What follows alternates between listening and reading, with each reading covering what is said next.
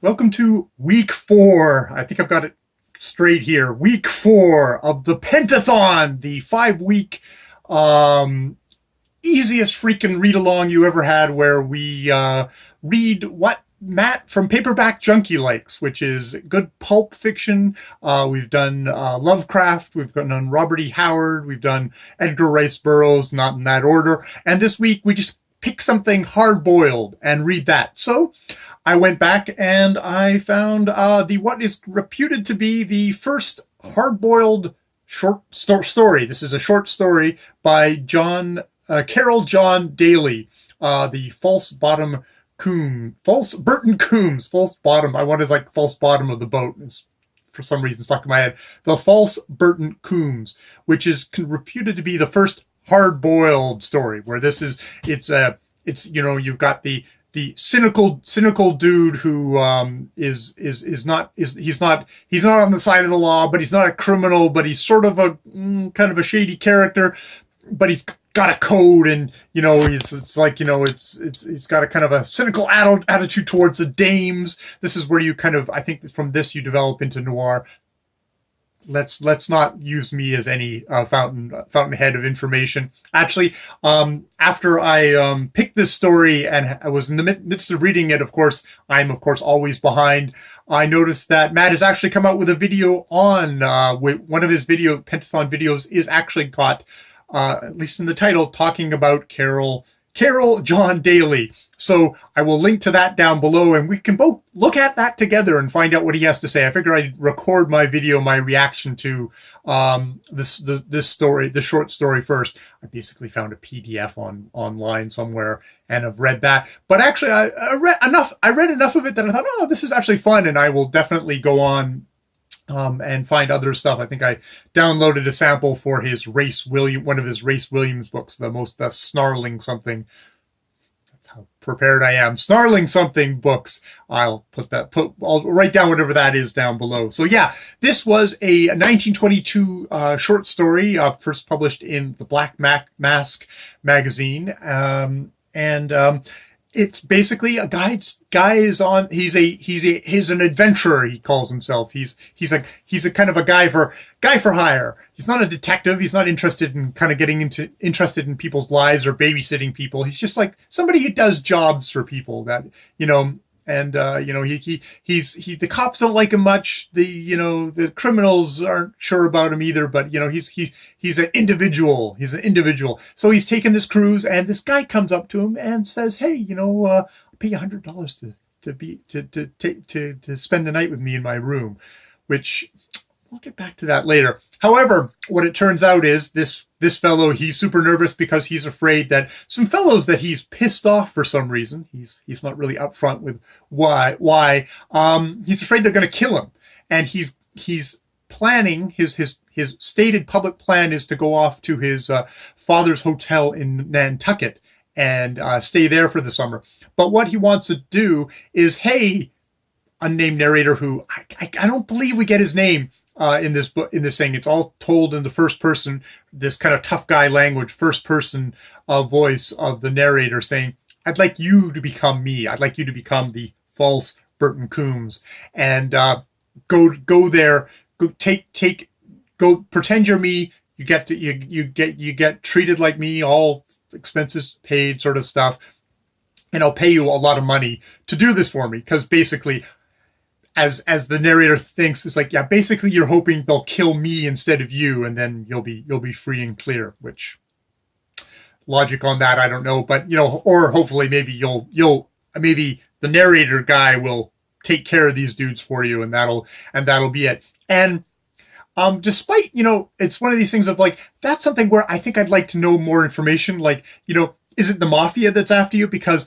I could kill the first wave, but then the next wave, I'd probably end up dead, and that wouldn't be very smart. But whatever, the guy's set up like, no, I'm not interested in people's lives. I don't want to know. I only want to know the very bare essentials so I can survive. And I'm such a rugged dude, I'll be able to survive this. So he agrees to it and goes off for his goes off for his vacation. There's a couple of more guests there. There's like, some senior citizens, an older middle-aged woman. There's this hot young woman, Marion. Is it Marion St. James, who's this young kid girl. He always calls her girl, so I'm not quite sure about her age, but he's 30 and he seems to have a lot of good fun times with her, and they're always doing stuff together in that way that you would think in a 1922 book would mean that they're snogging or whatever, the petting or whatever the language of the time was of having good times. However, of course, the good times stop and the bad guys do show up, and will our hero, anti-hero make it out alive? I won't give it away because you can really, I'll show a link for this down below where you can actually read the story and find out. It is interesting. It's probably the first, so it was like revolutionary at the time, and maybe it set the template because you got like the first person tough guy narration. You've got his attitude towards women, because like he talks about it. It's like, the thing with women is like, whether they're good or bad, they have a hook into you, and like even the good ones, they can get used against you, which really reminds me of I've read a couple of the Richard Stark novels. That's Richard Stark. That's Donald Westlake writing as Richard Stark, where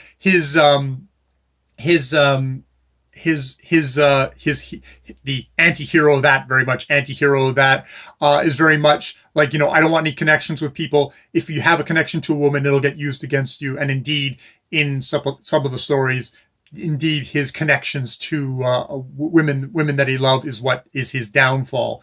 So that also seems to be a theme of this thing of like, I need to be an individual, which is like, to me, that's like the American kind of like, I'm an individual and I'm just a single lone man. It's like the lone man of a Western. It's also the lone man of a detective or an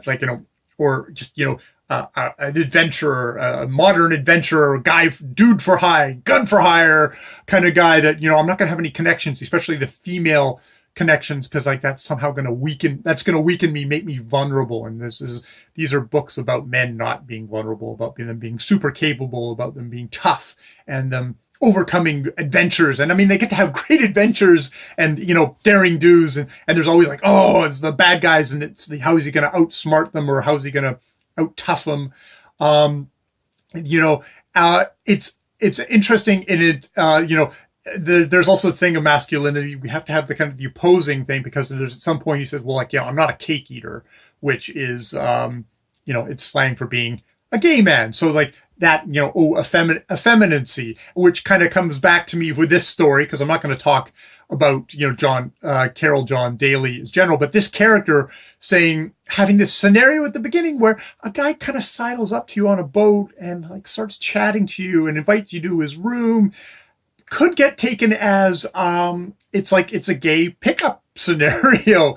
And it's very interesting that like, we definitely going to have to establish the masculinity of this guy, whereas you can see, and like, it's like, I don't want to become your nursemaid and like go and travel with you, which is like almost like, love partners, and like, how one partner kind of takes care of another partner. So I'm not going to get super deep into in stuff like that, but it's interesting and slightly amusing that this book that is definitely kind of the start of like what's going to be this very masculine thing really has at the beginning stuff that you could consider as what would be contrary to kind of like a very kind of obviously homophobic society where we don't want to be vulnerable, we don't want to be feminine, we don't want to be gay. So there's that. This is a book that also uses the word queer a lot, which I looked it up, and like queer I think was first used, I think its first documented use was actually the Marquis of Queensberry, who's the fellow who took Oscar Wilde to court and ended up being Oscar Wilde was part of his own downfall for pursuing the case, but that was the first use of queer as a derogatory term. And the word queer, I don't know if it's one of those things of you look for it, but it like clangs up. It's like queer kind of comes up in this story a lot. So I thought that was interesting. But however, So yeah, that's just my little side note, because I gotta find something to talk about and dig about. And the I like the adventure, and it's like, it's fun adventure time. And it's interesting in that this story, it kind of has the adventure, but then it has like a kind of a court case at the end, which has got its own things, which actually an interesting part in there. I'm not going to give away anything, but also when we talk about masculinity, we've got this whole thing of like being masculine and thing. We've got the girl, Marion, who I'm not quite sure how old she is. There is a thing of like in the court case at the end, she keeps on calling him Mr. Coombs, Mr. Bert, or Mr. Coombs. It's like she's depicted as very young, like you'd know what his name was by then. You would talk about it. I know a part of the thing is, I think it's a part of the conceit of the story is we never learn the actual name of this narrator. It's all about the false Burton. He's the false Burton Coombs, and that's how we know him. But having this kind of very young girl, just keep on calling him that, makes her seem even younger, which I guess is a part of the thing of making him seem even more capable and more strong, is that you have this female character who's quite young and very young acting, even though she does have a part to play in why he gets through all this. And it's interesting at the end, it's a short story, but it kind of gets into that whole thing of the romantic night. I think this story talks about the romantic night, and I know that the romantic kind of the knight in shining armor is a big part of the pulp detective. The detective guy, I think, I remember listening to radio series of the detectives, and it's like they're depicting them as like gallant knights and the gallantry, which is interesting. It kind of goes into my Shakespeare and the courtly love thing. I'm doing Shake too, but also in September. It's interesting, these intersectionalities. Yes, so my other phone is cheaping. It's interesting how that he says, "Oh, I don't need women. I don't need women. I don't need women." But by the end of this book, you get that, oh, he's a there's a bit of a softy at heart there, and the romanticism of the thing. He's a romantic knight, which I think is another appeal of these books. Is that, well, that's got to be the appeal of what is going to be codified as the appeal of these things. Of it's romance. This is romance literature for dudes. Not only do you get to be the great adventurer, but you also get the girl at the end, and there's romantic love there, because we all want romance, whether we're male or female. There's a part of a wish fulfillment in there, which I thought was awesome. Was great.